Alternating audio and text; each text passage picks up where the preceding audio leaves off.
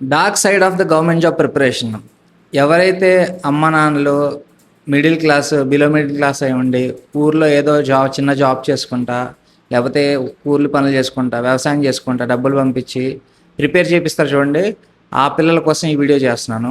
ఒకవేళ మీ పేరెంట్స్ బాగా రిచ్ అయి ఉండి బిజినెస్లు ఉన్నాయి, ఎగ్జామ్ లేట్గా అయినా పర్లేదు, జాబ్ లేట్గా వచ్చినా పర్లేదు అనుకున్న కూర్చుంటారు చూడండి, సో వాళ్ళ కోసం అయితే కాదు ఈ video. So let's start the video.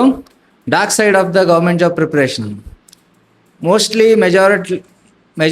Mostly ఇండియాలో విలేజెస్ ఎక్కువ. 60-70% of the population lives in the villages. So ఈ విలేజ్లో ఉండే పిల్లలే ఎస్పెషల్లీ 70-80% విలేజ్లో ఉండే పిల్లలు గవర్నమెంట్ జాబ్స్ కోసం వెళ్దామని అనుకుంటారు. సో దానికి చాలా రీజన్స్ ఉన్నాయి. అందులో వన్ ఆఫ్ ద రీజన్ వచ్చేసి మన పేరెంట్స్ మైండ్ సెట్.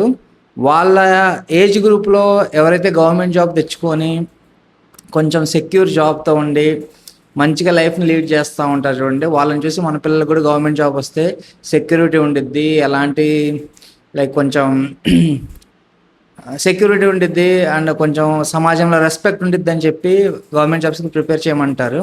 సో ఇది ఒక కేసు. ఇంకొంతమంది ఎలా ఉంటుందంటే సర్వీస్ ఓరియంటెడ్ పీపుల్ ఉంటారు. ఓకే, మనం ఏదో ఒకటి చేద్దాం, సేవ చేద్దాం సమాజానికి అని చెప్పి వస్తారు. సో వాళ్ళు ఒక కేటగిరీ ఉంటారు. అండ్ ఇంకొక కేటగిరీ ఉంటారు, ఒకటి జాబ్ సెక్యూరిటీ ఉంటుంది, ఇంకొకటి ఏంటంటే కొన్ని పోస్టుల్లో ఏంటంటే దే కెన్ డూ కరప్షన్ చేస్తే మనకు షార్ట్ టైంలో మనం చాలా డబ్బులు సంపాదించేసుకోవచ్చు. సో లైఫ్ సెటిల్ అయిపోద్ది అని ఆ ఇంటెన్షన్తో వచ్చేటోళ్ళు ఉంటారు. ఇంటెన్షన్ ఏదైనా అవ్వచ్చు, but end of the day majority of the people government జాబ్స్కి ప్రిపేర్ అవుతారు. సో నేను 3.5-4 years నేను కూడా గవర్నమెంట్ జాబ్కి ప్రిపేర్ అయ్యాను. సో నా పర్సనల్ స్టోరీ కూడా మధ్య మధ్యలో ఎగ్జాంపుల్స్ చెప్తా ఉంటాను. హోప్ మీరు రిలేట్ చేసుకుంటే మీకు ఎంత కొంత యూజ్ అయ్యిద్ది. సో చలో స్టార్ట్ చేద్దాం.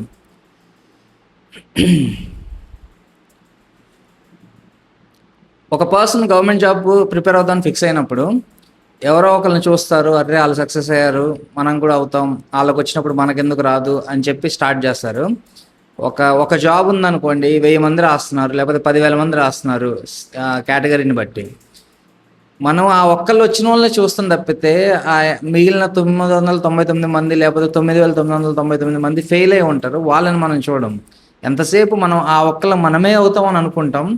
బట్ రియాలిటీ ఏంటంటే ఒకవేళ ఆ ఒక్క పోస్ట్ ఫిల్ చేసినా ఆ ఒక్కళ్ళే జాబ్కి వెళ్ళగలరు, మిగిలిన జనాలందరూ వెనక్కి రావాల్సిందే, ఏదో ఒక ఆల్టర్నేటివ్ చూసుకోవాల్సిందే. లేదు బ్రో, మేము ఇప్పుడు కొంతమంది యూపీఎస్సీకి ప్రిపేర్ అవుతాం కాబట్టి మాకు వేరే ఎగ్జామ్స్ ఈజీ అవుతాయి అని అనుకుంటాం. ఎంత అనుకున్నా అండి, ఇప్పుడు మీరు యూపీఎస్సీ ప్రిపేర్ అవుతూ వేరే ఎగ్జామ్స్ రాస్తారు, కానీ కొంతమంది అదే ఎగ్జామ్ మీద కూర్చుంటారు, రేం బౌలు చదువుతూ ఉంటారు. సో వాళ్ళకి ఇంకా ఈజీ అయిద్ది ఆ పేపర్, మనకు అర్థం కాదు. సో ఇదో కేటగిరీ ఉంటుంది. సో ఏదో సక్సెస్ ఒకళ్ళని జాబ్ చూస్తారు, సో ఎవరికో జాబ్ వస్తుంది, వాళ్ళని చూసి ఇన్స్పైర్ అవుతారు, వచ్చి దిగుతారు. ఫస్ట్ 1-2 years అసలు మామూలుగా ఉండదు ఊపు. ఎలా ఉంటుంది అంటే ఆ ఎగ్జైట్మెంట్, కొత్తలో బాగా చదువుతారు, కొత్త విషయాలు తెలుస్తూ ఉంటాయి, అంతా బాగుంటుంది. ఫస్ట్ 2 years 3 yearsలో జాబ్ వచ్చిందా you are good. But actual problem ఎప్పుడు స్టార్ట్ అవుతుంది అంటే 3rd year నుంచి స్టార్ట్ అవుతుంది. ఒకటి, మీకు ఏజ్ పెరుగుతూ ఉండిద్ది, ఇంటి దగ్గర నుంచి ప్రెషర్ పెరుగుతూ ఉండిద్ది, సమాజంలో చుట్టాల నుంచి లేకపోతే ఫ్రెండ్స్ నుంచి, కొంతమంది ఆల్రెడీ సెటిల్ అయి ఉంటారు వాళ్ళ నుంచి ప్రెషర్ పెరుగుతూ ఉండిద్ది డైరెక్ట్లీ ఆర్ ఇండైరెక్ట్లీ. సో ఇవన్నీ స్టార్ట్ అయినప్పుడు ఇక మీ మీద మీకే కొంచెం కాన్ఫిడెన్స్ తగ్గుతూ వస్తుంది. That's where the actual problem starts. For example, మీరు ఒక 3 years గవర్నమెంట్ జాబ్స్ కూర్చుంటే ప్రిపేర్ అయ్యారు, అవి రాశారు, ఏది రాలేదు అనుకుందాం. వస్తే హ్యాపీ అండి. వస్తే వచ్చిన వాళ్ళ గురించి ప్రాబ్లమే లేదు మనకి, వస్తే హ్యాపీ. బట్ మనం మాట్లాడేది రాని వాళ్ళ గురించి.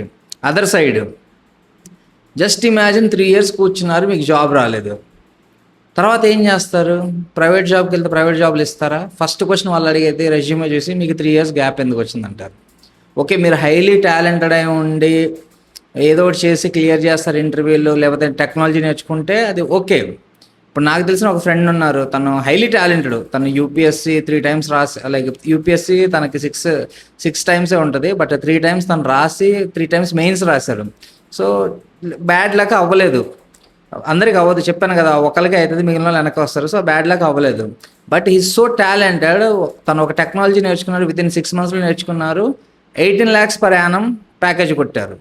సో అలాంటి హైలీ టాలెంటెడ్ అయితే నో ప్రాబ్లం, వాళ్ళు ఎక్కడైనా సర్వైవ్ అయిపోతారు. బట్ కొంచెం యావరేజ్ స్టూడెంట్ అయి ఉంటే అప్పుడే యాక్చువల్ ప్రాబ్లం వస్తుంది. సో ఇవన్నీ దృష్టిలో పెట్టుకొని ప్రిపరేషన్కి దిగాలి ఎప్పుడు.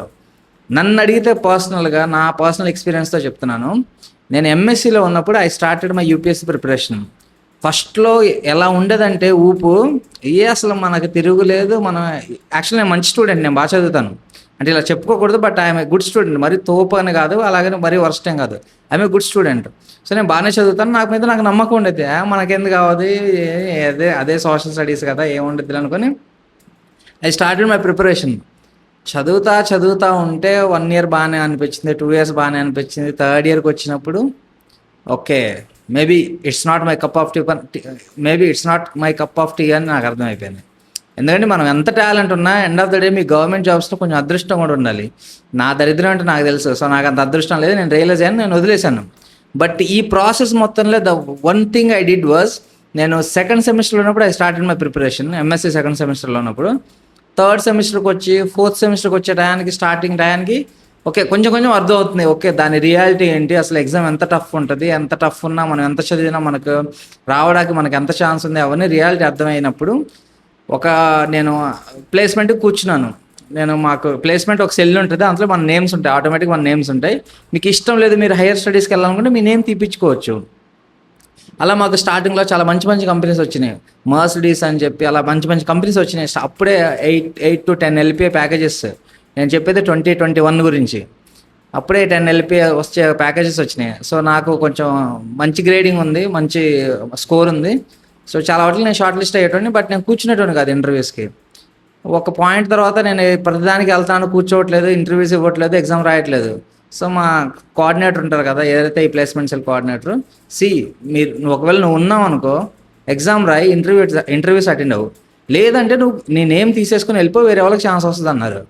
అప్పుడు నేను ఎంత కాన్ఫిడెంట్ అంటే నా మీద, యూపీఎస్సీ అయిపోయింది మనకెందుకు ఈ ఎంఎస్సీ సర్టిఫికేట్ అది ఇది అని అనుకొని ఒక టైంలో అసలు తీపిచ్చేద్దాం అనుకున్నాను. బట్ అప్పుడప్పుడు కోవిడ్ టైం కదా అది. సో అప్పుడప్పుడు కొన్ని ఈ గవర్నమెంట్ అఫిలియేటెడ్ జాబ్స్ కొన్ని వచ్చాయి, లైక్ రాగ్ అని, అలాంటివి కొన్ని ఇంటర్వ్యూస్ అవి జరిగాయి మా దాంట్లో. ఓకే గవర్నమెంట్ది ఏమైనా వచ్చే ఛాన్స్ వస్తుందేమో, ఎందుకు నేమ్ తీపించుకోవడం అని చెప్పి నేను అలాగే వెయిట్ చేసి ఇంటర్వ్యూస్ అటెండ్ అయ్యేటండి. బట్ కావాలనే చెడగొట్టుకునేటోడిని, మనకెందుకు ఈ జాబ్, మన యూపీఎస్సీ క్లియర్ అయిపోద్ది, మనకేంటి తక్కువ అనుకున్నట్టు ఉండేటోడిని. బట్ తర్వాత ఇప్పుడు నేను ఏదైతే ప్రజెంట్ వర్క్ చేస్తున్న కంపెనీలో నాకు మా సేమ్ కంపెనీ మాకు ప్లేస్మెంట్కి వచ్చింది.